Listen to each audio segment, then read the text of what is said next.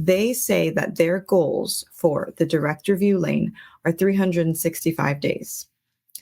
They say that the evidence submission lane is 550 days and the hearing lane is 730 days.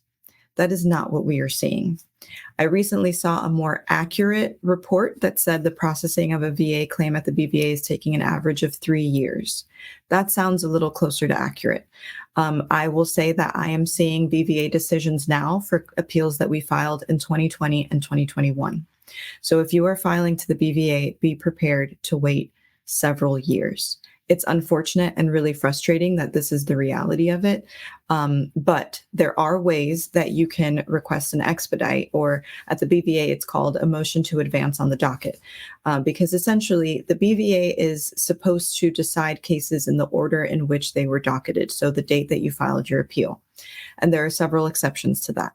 The first is if you were 75 or older. Now, I will say at the BVA, it's 75. At the regional office, it's 85 years or older. The other way is if you were experiencing extreme financial distress. So if you were homeless, if you were going to be homeless, like if you were receiving an eviction notice or a foreclosure notice, if you were receiving collection notices, if they're threatening to turn off your power, all those things would qualify as evidence of financial distress. That could mean they could grant a motion to advance on the docket. And if you were terminal, so if you had a condition where the doctors have declared that it is a terminal condition, the BVA should also grant an expedite request or grant a motion to advance on the docket.